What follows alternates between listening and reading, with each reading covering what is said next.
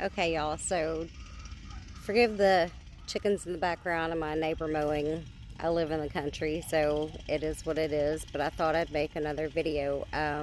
This one, I think I will address the subject of prosthetics and reconstructive surgery. I'm asked several times about the possibility of prosthetics, the possibility of nasal reconstruction. So I actually have three prosthetics. They're very uncomfortable. Mine have to be completely glued on. They do offer some that have magnets that just click on and off. Unfortunately for me, this was not an option, as they had to take too much bone tissue away because the cancer had gone into the bone of my nasal floor and my upper nasal bone. So that being said, again, the prosthetic has to be completely glued on. Number one, the glue smells like rocket fuel. It's very irritating to my skin.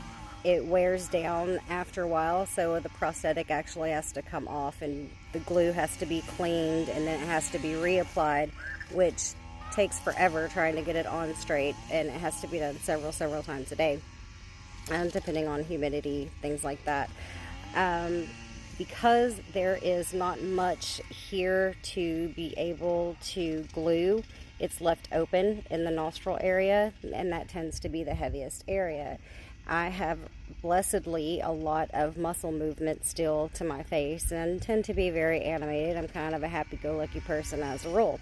So it lifts and it flaps and it's very uncomfortable. As far as keeping dust out, the prosthetic does not keep dust out as well as the gauze. It also doesn't warm and moisten my breath as well as the gauze does. So my upper lip, my throat, my nasal passage tends to get very dry when I wear the prosthetic. It's like putting a mask on.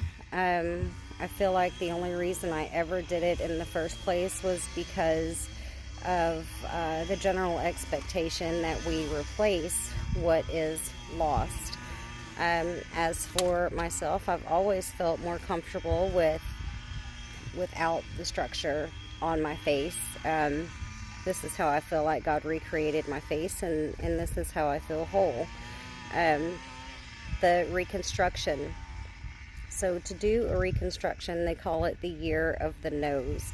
It's 5 to 10 major surgeries. They would have to take cartilage from my ears and my rib cage, various other parts of my body to rebuild, as the complete septum is gone. So everything is gone on the inside except the sinus passages, which are called tubulars. Think of them like lateral lines for a septic system. My sinuses run through. So that naturally would take a lot of cartilage, and it naturally would take a lot of time.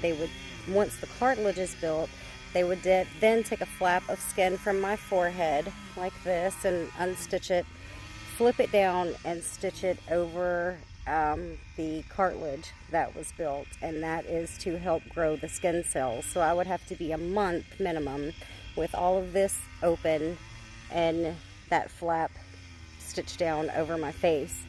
After about a month or so, they would then unstitch it and restitch it to my forehead. This naturally would cause more scarring. I would have scarring in my forehead area. I would have more scarring in here. Not to mention, as I said, 5 to 10 major surgeries. So this is time away from my family for surgery. This is massive recovery time. Surgery on your face is hard. It's very painful, and it would just be for looks. Like, I would get no function back. I still wouldn't be able to swim. I would still have about the same type of maintenance, if not more, than I have now. The only difference would be I'd be able to apply makeup over it and go and not have to put the tape on my face. But there's no guarantee that I could end up with a nose that I like. And as I said, I'm so accepting of my face the way it is. I feel like I would just be doing it for someone else, so someone else is more comfortable looking at my face, not so I am more comfortable. And for me, there was a very personal choice between my husband and I, and we decided that we wouldn't go that route. I am not at all discounting the people who have decided to do reconstruction. As I said, it is a very, very personal choice. It's a very personal decision. I have a special needs child, so I really don't have the luxury of that kind of downtime strictly for looks when I'm fine with the way it looks. My husband's fine, my children are fine. Generally, the general public is fine.